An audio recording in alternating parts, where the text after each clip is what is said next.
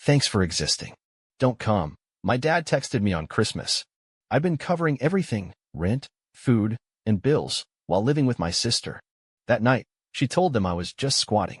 I said nothing, but the next morning, her key didn't fit, and 2 gift-wrapped boxes waited in silence, one still moving. Thanks for existing. Don't come. That was the message I got from my dad on Christmas Eve. No explanation. No greeting. Just 6 dry words, like a final stamp of rejection. I sat on the floor of my room, legs folded, blinking at the screen as if the message would morph into something kinder if I stared long enough. It didn't. They were all there. My parents. My sister. Celebrating the holiday like a happy, complete family, and I was the one left out. Again. I've been covering everything for the last year and a half. Rent. Food. Utilities. My sister Alina had lost her job, or so she claimed, and while she figured things out, I footed the bill.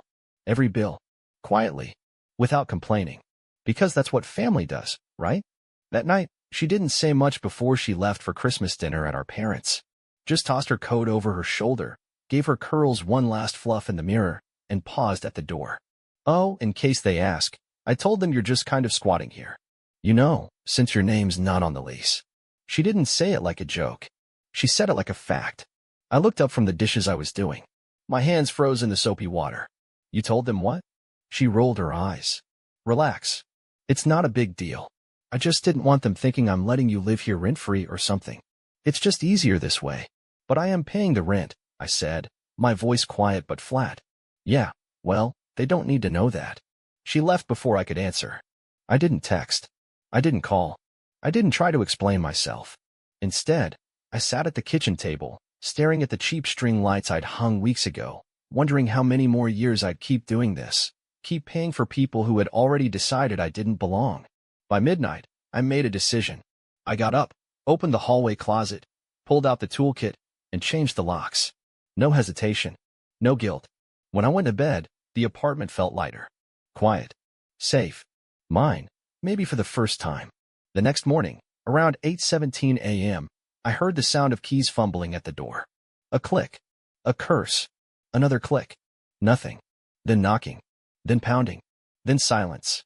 I didn't open the door, but I did leave something for her. 2 gift-wrapped boxes sat neatly on the welcome mat. One was medium-sized, tied with a perfect ribbon. The other was smaller. And still moving. It started small. Groceries, first. Then rent. Then her student loans, which she claimed she'd totally pay back soon. And when she got fired, again, I didn't ask questions. I just stepped in. I took on extra shifts. I sold my old laptop. I gave up travel, hobbies, even dating. I convinced myself that this was just temporary. That helping my sister stay afloat was what good brothers did. But temporary became routine. And routine became obligation. And obligation turned into silence. Because what do you even say to someone who lets you pay their bills, then tells your parents you're squatting in your apartment? I should have seen it coming. Alina had always had a way with words. She knew how to twist things just enough to make herself the victim and me the nuisance. As kids, she cried her way out of everything. As adults, she cried her way into everyone's wallet. Even our parents. Especially our parents. To them, she was the creative soul. A little chaotic, Mom used to say with a laugh. But she means well. Meanwhile, I was too serious, too controlling, too cold. But cold is what you become when love comes with conditions. I stopped going to family dinners months ago. Not because I didn't want to see them, but because I couldn't keep pretending. Every conversation turned into a financial guilt trip. You're the stable one. She's struggling. You know she has a delicate spirit. Why are you always so difficult? The truth? I was tired. Tired of paying for everything. Tired of being the only adult in the room. Tired of waking up every day in an apartment I paid for, just to be told I was a burden. But the moment that snapped something in me came just 3 weeks before Christmas. We were sitting in the living room. I'd just gotten off a 12-hour shift and had picked up takeout for both of us. I placed the bag on the table. Alina didn't even look up from her phone. Can you Venmo me? She said casually. For my part of the takeout. I blinked. You mean the takeout I bought with my card, using my money, while you haven't paid rent in 3 months? She shrugged, thumbs still flying across her screen. Yeah, but you chose to do that. I didn't ask you. You've been asking me all year. Yeah, she said, finally looking up. Well, no one forced you. And that's when it hit me. She never felt guilty. Not once. She wasn't using me out of desperation. She was using me because I let her. A week later, I saw the credit card bill. Not mine. Hers. Or, what should have been hers. The only problem? The statement was under my name. I sat on the edge of my bed, heart pounding, staring at the balance. $6,438.72. Spent at Sephora, Apple, Zara, a spa resort, a tattoo deposit. I called the company.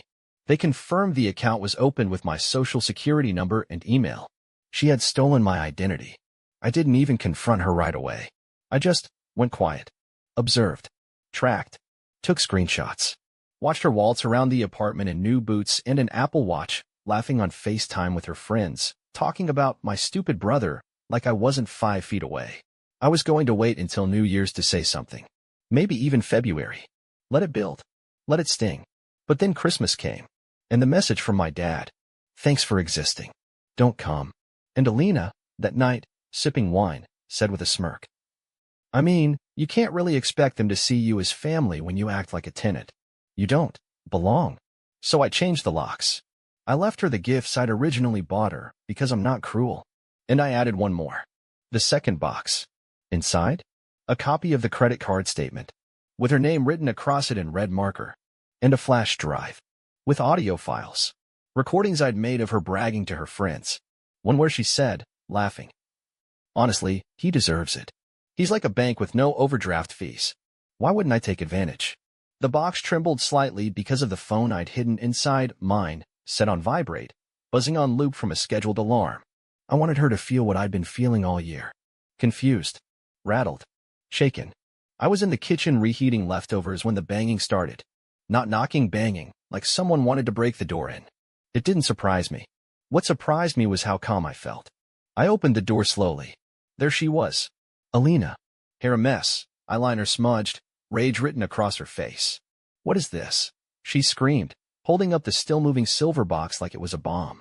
I tilted my head. A Christmas present. It was vibrating. I know. Did you open it? Her mouth opened, then shut. You should, I said, stepping aside. Come in. Since you don't have keys anymore. She stormed in, dropping the box on the coffee table. The ribbon was half untied. She yanked the lid off and stared. Silence. Inside, perfectly arranged, were a stack of printed screenshots from her text conversations, where she called me a freeloader and just a walking paycheck. A flash drive labeled, for Dad. Play this if you still have a spine. And a sticky note, folded neatly, with just one line. Your lease is up. Emotionally and otherwise. She turned to me, eyes wild. You're heartless. No, I said. Just done. Right then, my phone buzzed. A call from Dad. I answered it on speaker. Son, what is going on? Your sister just showed us what you left her. That was cruel. What happened to family? I let out a short laugh. You mean the family that told me not to come to Christmas? That wasn't about you, he snapped. You've been cold. You isolate yourself. You told me not to come, I cut in. And guess what? I listened. Alina snatched the phone from my hand. Dad, he's gone completely nuts. He changed the locks. He's stalking me. He planned it. Oh, please, I said, grabbing the phone back. Why don't you tell him what's really in that box? There was a pause. Dad, I continued, voice steady, do you know who's been using my name to open credit accounts? Do you know who's $6,438 in debt under my identity? Silence. Then Dad spoke. Is that true? No. Alina shouted. He's making that up. He's trying to get attention her. Then why does Capital One have her email address attached to an account with my social security number? I said. Why are there receipts from stores she shops at in my name? No answer. But the best part? I continued, walking to the shelf and pulling out a small black speaker. Is this? I pressed play. Her voice filled the room, clear as day. He's just so easy to manipulate. He always feels guilty. I could burn down the apartment, and he'd still pay my phone bill. Her face drained of color. That's out of context. Really? I raised a brow. What's the context of he deserves to suffer? Dad was silent. So was she. So was the world. Then came the knock. A soft, unexpected one. I opened the door. It was Mom. And behind her, Mike, Alina's ex-boyfriend. What are you? Alina started. I need to talk to you, Mike said. Both of you. His voice was trembling, but not from fear. From fury. I just found out, he said, looking directly at me, that someone has been using my name too. 2 iPhones ordered last month. A hotel booked in my name. They called me for payment today. He turned to Alina. Was it you? She opened her mouth. Closed it. Opened it again. Why would I do that? He looked down at the box on the coffee table. The flash drive. The printed screenshots. The speaker still glowing red. I think you should leave, he said. Now. What? She snapped. I'm staying here, Mike said, stepping inside. My jaw clenched. What do you mean here? I mean, he said, looking at me, if you'll let me crash a few days, I think we've both been played by the same person. And maybe, it's time we stop playing her game. Alina blinked like she'd been slapped. You're siding with him? I'm done siding with liars. She stood there frozen. For the first time in her life, no script. No fake tears. No one to manipulate. Just silence. Don't worry, I said, tossing her coat from the chair. Your things are in the hallway, right next to the trash. Feel free to guess which is which. She left. No more threats. No more guilt. Just footsteps down the hall and the sound of the elevator closing.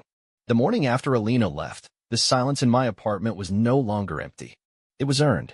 I stood in the kitchen holding a mug of reheated coffee, watching the steam rise in lazy spirals.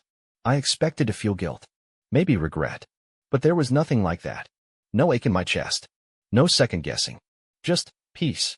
Mike was still asleep on the couch, snoring softly under a blanket I tossed him the night before. He hadn't said much after Alina left. Just nodded, muttered, finally, and passed out. But when he woke up, he saw the laptop open on the table and raised an eyebrow. You're working already? I'm getting my money back. He sat up, rubbing his face. What? Like pressing charges? More than that. I turned the screen toward him. This is going to be official. Step 1. The claim. I'd already begun compiling evidence the night Alina left. I had folders, literal folders, of documentation. Screenshots of credit card statements, IP login records, my bank account history, and even receipts for every charge she'd made under my name. I submitted a formal identity theft report to the police and opened cases with all the affected financial institutions. Capital One responded first. They flagged the account and started a full fraud investigation. By Friday, my phone buzzed with a confirmation email. You have been approved for full reimbursement. $6,438.72, back in my account. I leaned back in my chair, exhaling for the first time in days. But I wasn't done. Step 2. The calculation.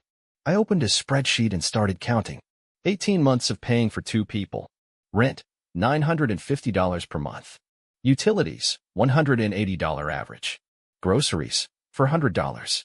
Per random emergencies, $100 to $500, sometimes more. I scrolled and scrolled and scrolled.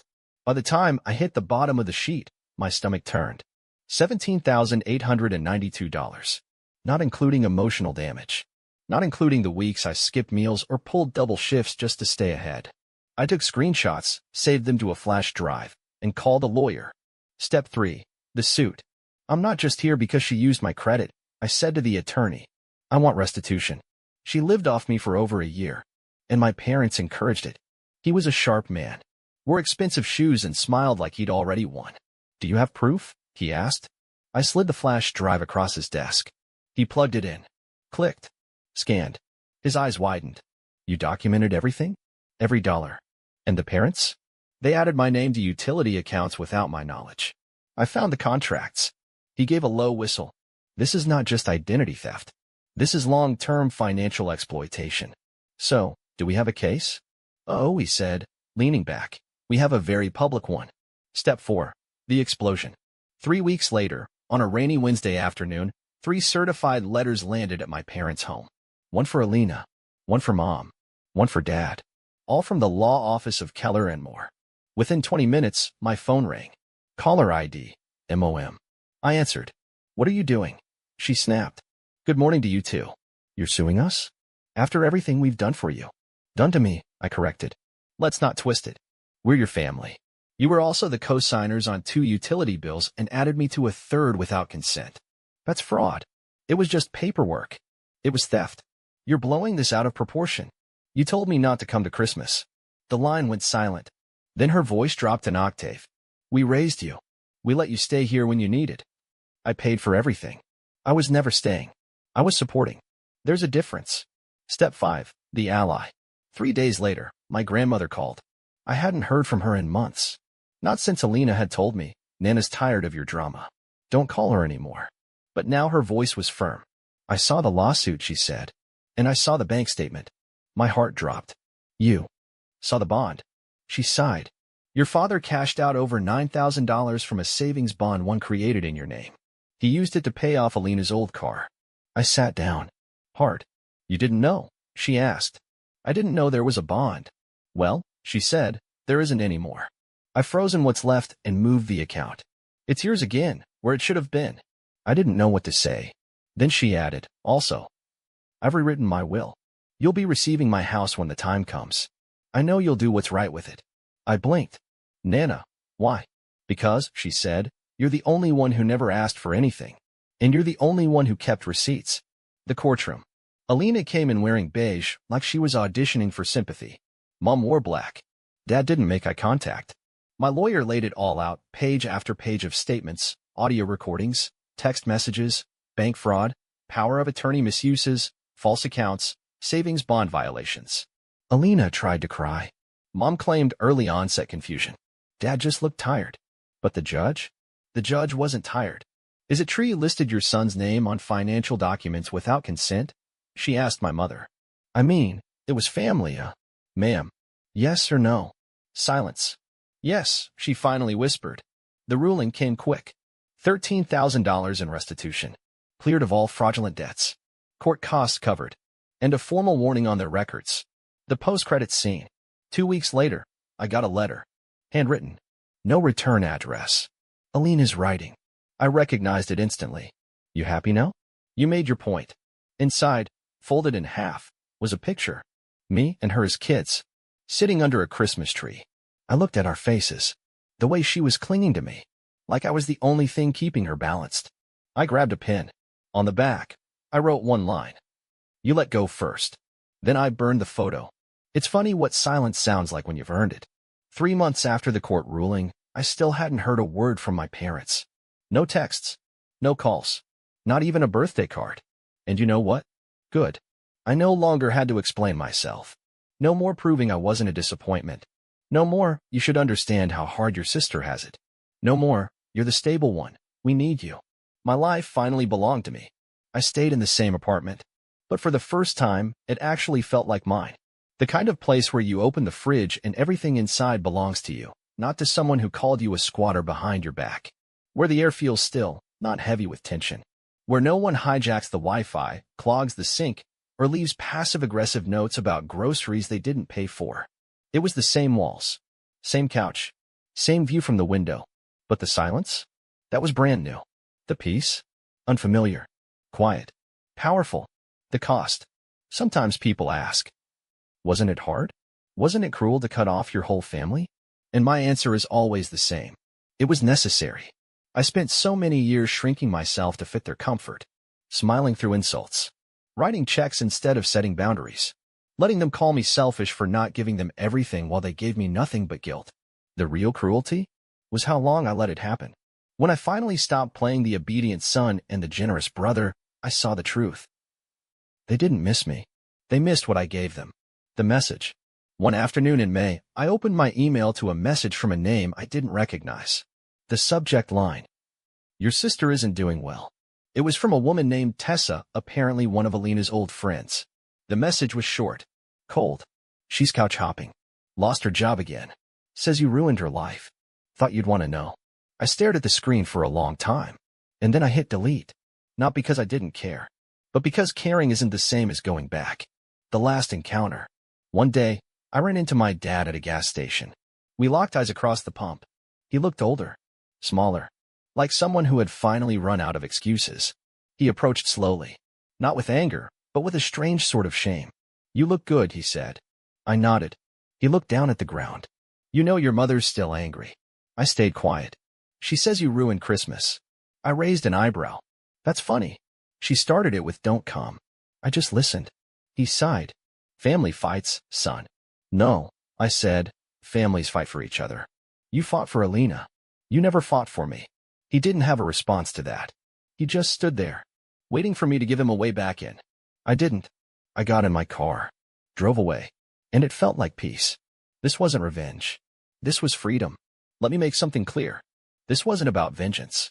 This wasn't about punishing anyone. This wasn't about proving that I was right, even though I was. This was about letting go. Letting go of a system where love meant transactions. Letting go of the guilt that was never mine to carry.